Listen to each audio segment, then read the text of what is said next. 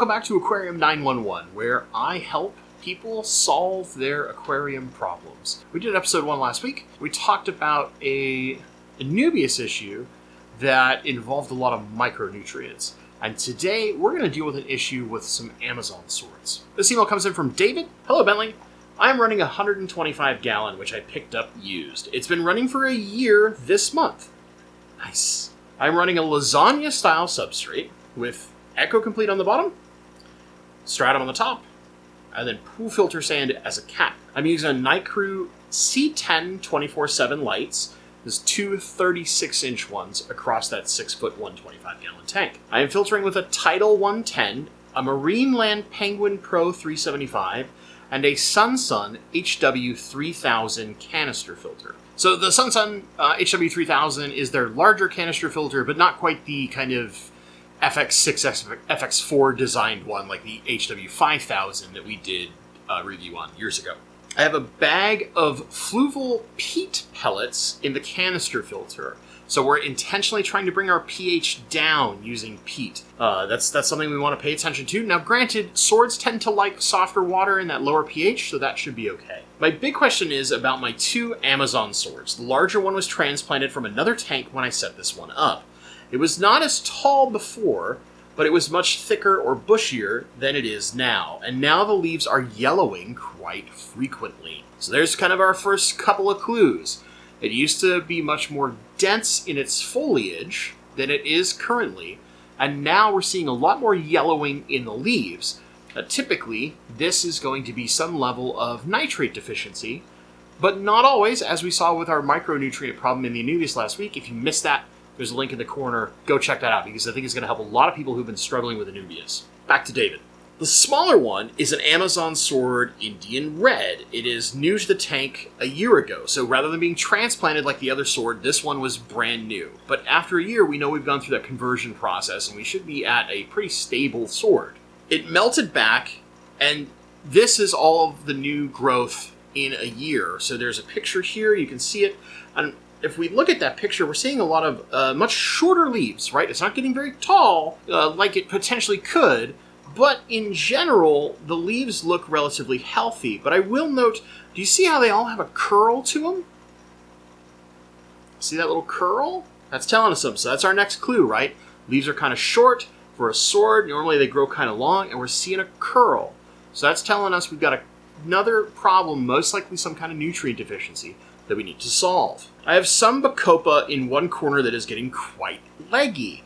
Okay, so in general, when plants get leggy, what's going on is they're trying to reach up for light. So the light's not quite intense enough for what they're trying to do. And in a 125, that can be really easy. I know that iCruise put out a decent amount of light, and if we look at these pictures, they look pretty well lit.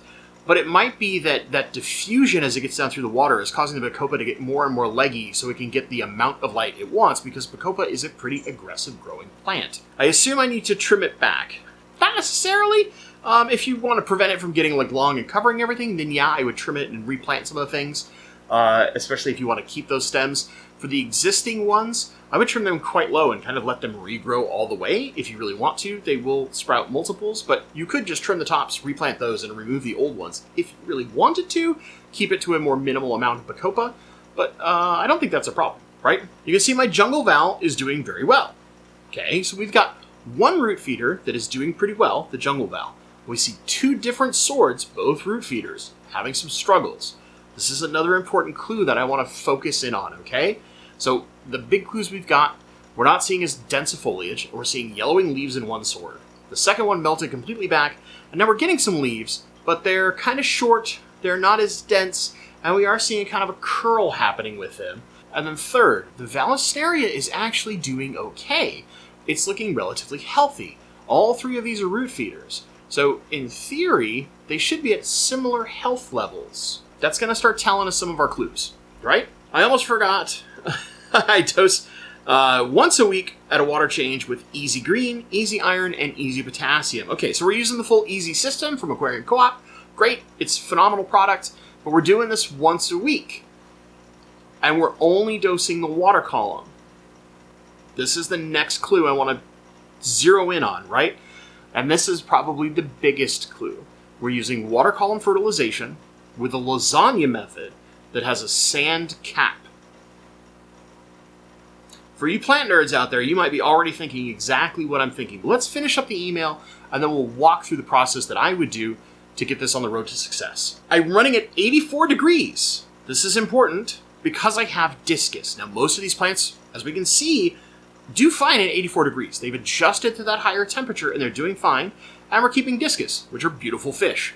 So I don't think that temperatures are a problem here. However, running a little hotter can make it a little harder for plants to do certain things. But most of the plants you've chosen can handle this temperature, and other than the swords, everything else looks to be doing relatively well, outside of that leggy Bacopa. But Bacopa can get kind of leggy when it's reaching for light. It actually, despite being a, quote, easy plant, likes a fair amount of light. I used Tetra test strips, and my last readings are as follows. Nitrates, 20. So we've got a decent amount of nitrate in there. Nitrite, 0. General hardness, 150 ppm. Carbonate hardness, 40 ppm. A pH of 6.8. The tank stays pretty consistent at those. So we've got somebody who's regularly testing, and they know their parameters. This tank is pretty regular at all these stats. And we can see that lower pH is probably helping with the peat, but it might be influencing us in some other ways. Now, we do have a reasonable amount of general hardness, but our carbonate hardness is kind of low. However, we're trying to run a naturally soft water tank for discus, so it makes sense to not have a ton of carbonate hardness. Thanks so much for any help you can offer, David. So first off, I like what you're doing in your tank. This has nothing to do with fixing the problem, but I just like the way it looks. I like the aesthetic. I like the plant choices, especially for discus. I just like your tank. And it's a 125. Big boy tank club. I'm down. All right, let's start addressing our problems. So let's first zero in on that normal Amazon sword. We're not seeing as much density, as many leaves, and we're seeing yellowing of the leaves. And from looking at this picture, what we'll notice is it's the established leaves that are yellowing out, because we see younger, smaller leaves that are nice and green, and we do see a few other leaves that have good green foliage to them, but at the very tips, we're starting to see them get yellow, and even seeing some holes showing up. Big clue, right? So in general, this is usually some kind of like nitrate deficiency. Because one of the things we can look at is where that yellowing is occurring, it's slowly fading from the tip of the leaf all the way back, and then as it gets through some of the veins, that's when they're turning yellow. But we can see down toward the bottom of the leaf, it's still green. So it's kind of pulling everything from the outside inward, right? Usually, and most commonly, this is a dead-on nitrate deficiency, or nitrogen deficiency, if you want to be more specific. But here's where I think the real problem is, and this is the fastest solution we're going to find. So we have that lasagna layer method, right? Echo complete into fluval stratum. We're doing good. Sand cap. That's still fine. But here's the problem. When you cap with sand, you limit the amount of like water exchange that happens to those higher CEC capacity, so that cation exchange capacity substrate below, that stratum and then echo complete, which means that they're not getting as much contact, influence, etc. from the water column fertilization that we're using. So that means, despite the fact that we're fertilizing and we look at our statistics as 20 ppm nitrate, that's not really getting down into the root system, which is where swords need their nutrition. Swords, above probably almost any other plant, are the most root feed hungry plant there is. Now granted, they can get a little bit from the water column, and you can see they're trying, but we're seeing a couple of different struggles. If we look at that Indian red sword, not very dense foliage, it's all kind of short, and notice that curl in the leaf. That little curl is usually an indication of a calcium deficiency. But what I really want to point to is notice how small and short the leaves are staying, even for a sword, or in the case when we looked at that Amazon sword, they're not getting super big, and then they're starting to have their deficiency and die off in yellow. Here's what I think we need to do. We need root tabs. We need them now. And I think in the case of your swords, you're going to want to put in a root tab under each sword probably once every 2 to 3 weeks. As they get much bigger, you're going to want to put one every 2 weeks. And here's the reason why, right? That sand is kind of inhibiting the amount of water movement that gets to the lower substrate. So those roots are trying to consume nutrients, but just not enough water is moving down into that area. It's a little more stagnant, if you will. Don't think truly stagnant, but the amount of movement occurring in there is not sufficient to bring enough nutrition down to be absorbed by the substrate and be made available for those sword plants. The Vallisneria is doing okay, but it has less aggressive necessity on pure root feeding than the swords do. And swords, especially as they mature and get big, they produce these massive root systems. They spread out all over the place. So as these plants start getting big, they're going to make a massive root system in that substrate. And you might find that you actually need more root tabs in a couple different places to help feed these swords as they get big. But part one, we need to get them to that point in the first place. So what I want to do, go out, you're already using a bunch of Aquarium Co-op stuff, get some Aquarium Co-op root tabs.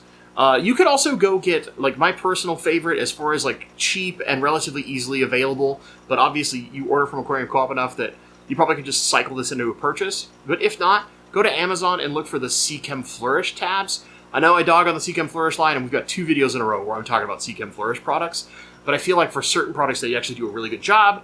Those are highly available, very easy, really easy to get down into your substrate with just a pair of your tweezers, easy peasy.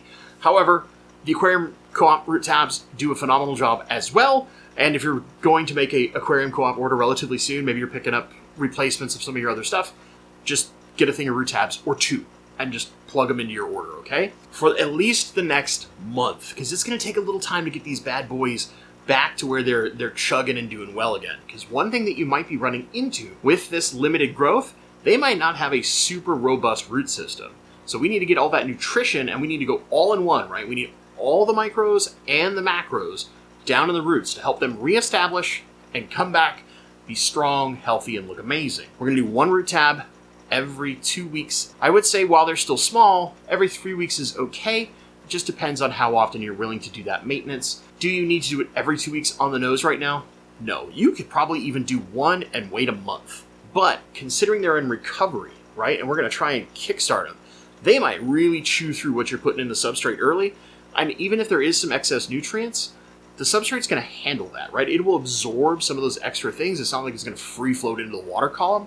We don't need to stress about that. So putting a little extra won't hurt us if you want to go all the way up to every 2 weeks. After about a month, we should see a reasonable amount of new leaf growth, and more importantly, we shouldn't see any of the established leaves that are not having that yellowing in that first sword keep yellowing. That's the big, telltale sign that we're on the right track. If we stop seeing that yellowing, then we know we were needing some nutrients right at the roots to help these swords be happy. Do I think you need to increase your light? Not necessarily. I think your light's doing fine.